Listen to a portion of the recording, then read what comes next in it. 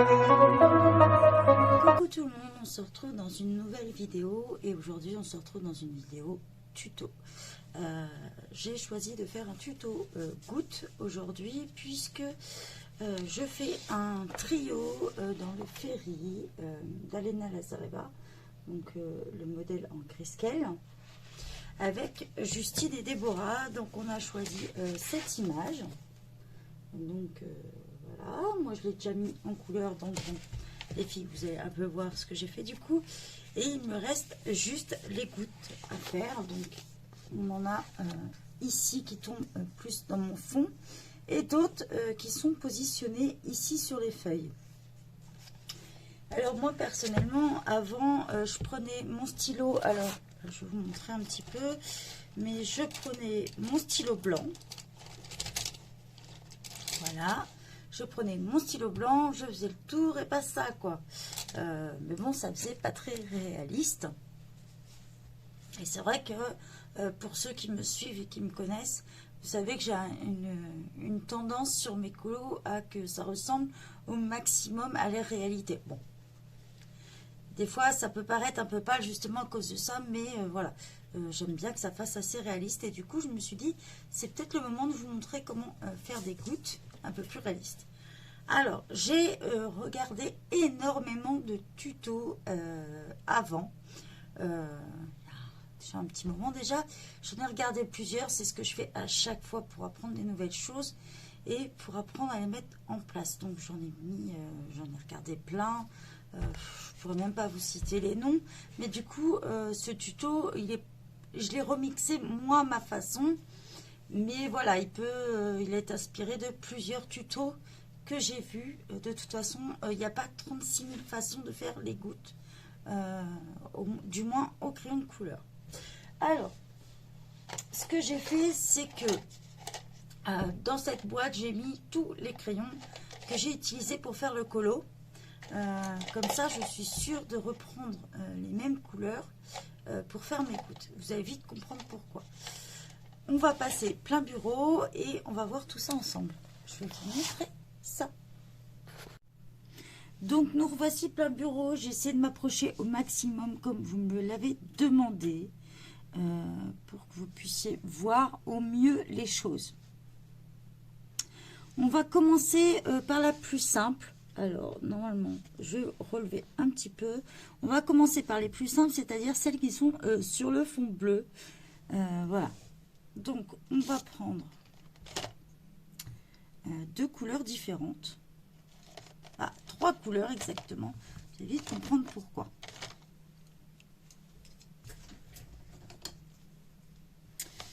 Alors, j'ai pris mes brutes-funeurs pour faire ce colo-là. Et j'ai pris mon blanc des Polychromos que j'ai utilisé à certains endroits aussi. Donc, pour les gouttes là, dans mon fond bleu, j'ai pris le numéro 003, le Céruléan Blue, numéro 3 des brutes-funeurs. Précise, c'est la boîte tournesol, je précise avant. Et j'ai pris le Pale Blue, le numéro 178. Et j'ai aussi pris le numéro 101, mais là c'est de mes Polychromos. Ça peut être un autre crayon blanc, ça peut être celui-là des Prismacolor, un Derwent, celui-là que vous avez le plus blanc. Les Holbein aussi sont pas mal au niveau du blanc, ils s'achètent à l'unité. Il y en a plusieurs, mais certains sont plus marqués que d'autres. Donc, je pense que vous prenez celui-là qui vous paraît ressortir le mieux par rapport à vos crayons que vous avez. Parce que moi, personnellement, je crois que dans le brute-funeur, je l'utilise jamais, je crois. Donc, voilà. Alors, on va commencer tout de suite. Je vais vous montrer tout ça. Vous prenez le plus foncé. J'espère que vous allez bien voir. Je vais essayer de remonter, voilà. Vous prenez votre plus foncé et vous avez tout ce qui est l'entourage de la goutte. Donc, je repasse. Alors, vous taillez bien vos crayons et surtout, vous n'appuyez pas trop. C'est important de tailler ces crayons. Donc, vous faites tout le tour de la goutte. Je vais essayer de mettre. Voilà, vous n'hésitez pas à repasser dessus tout de suite. Voilà.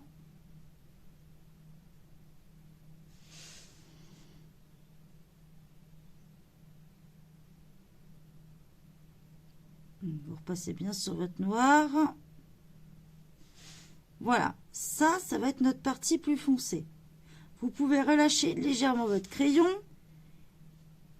et passer sur un petit peu l'entourage qu'il y a autour.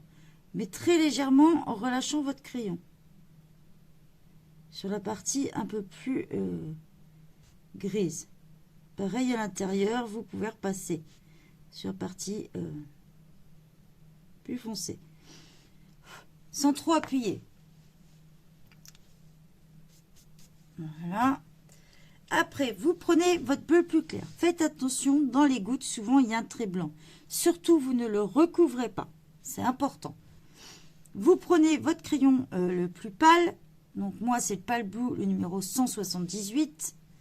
Je repasse tout mon intérieur sur, surtout, je laisse ce petit trait blanc en haut. Je n'appuie pas dessus. Si vous ne l'avez pas dans votre colo, ce trait blanc, laissez-le sur un côté. Donc en général, sur votre colo, sur la goutte, ça va être au côté gauche. Vous partez du haut et vous laissez un petit trait blanc sur le côté là. Ça fait, vous imaginez qu'il y a un triangle et un rond en dessous en fait. C'est comme ça un peu qu'on fait les gouttes. C'est comme si vous aviez un triangle et vous arrêtez là où commence l'arrondi. Si vous voulez faire votre trait blanc vous-même. Donc, vous passez le bleu. Pareil, si vous voulez que ça fasse un peu réaliste quand même, n'appuyez pas trop sur vos crayons. Toujours, je me répète, mais bon, c'est important. C'est une question d'économie et aussi ça fasse plus joli sur vos colos si vous voulez pas saturer tout de suite votre papier. Donc, pareil, vous repassez sur la partie noir si c'est du grayscale autour, voilà. Vous pouvez appuyer un peu plus sur les parties les plus foncées pour passer une deuxième petite couche.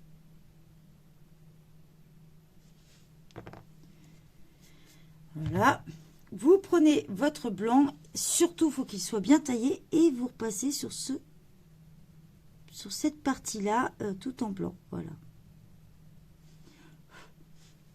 Et voilà, vous avez fini votre petite goutte, du moins sur le fond bleu comme ça.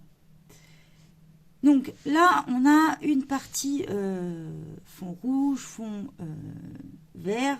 C'est un peu plus compliqué, mais on va passer à celle, j'en ai une là, une petite verte. Donc, je reprends les couleurs de ma feuille. Alors, j'avais utilisé ces deux-là, il me semble. Je retrouve ça. Alors, vous voyez, les brutfuneurs, quand on les fait tomber, ils n'apprécient pas. J'ai le problème avec celui-là, j'ai beau le tailler, là. Le numéro 32, et bah, voilà ce qui me reste, mon crayon. Il n'arrête pas de péter, donc je suis un peu dégoûtée.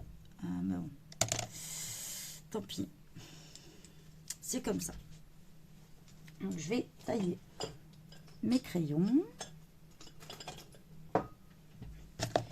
pour qu'ils soient bien pointus, c'est important pour la suite.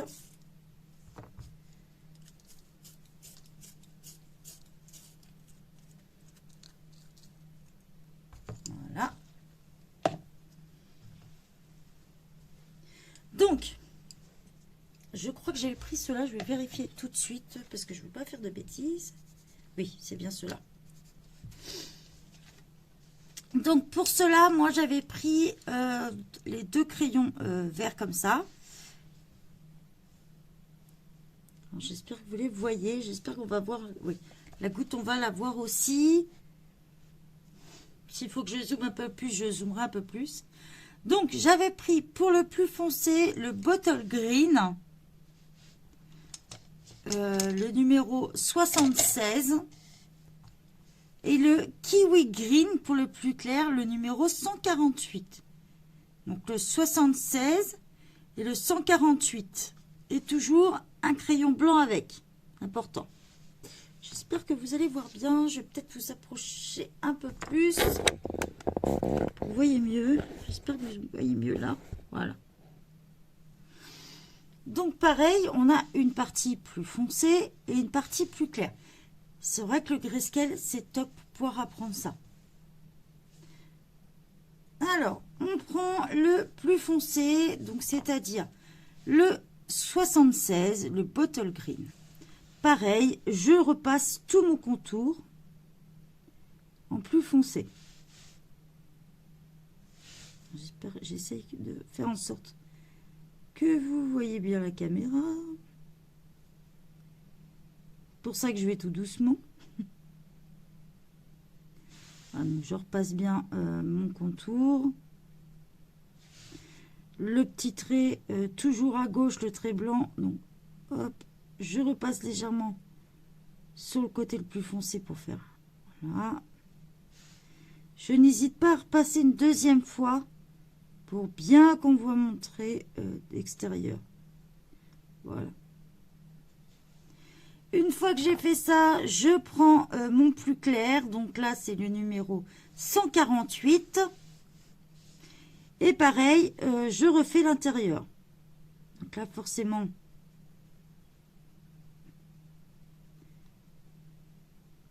ça va ressembler à votre feuille. Hein, de toute façon, ça, c'est sûr à 100%.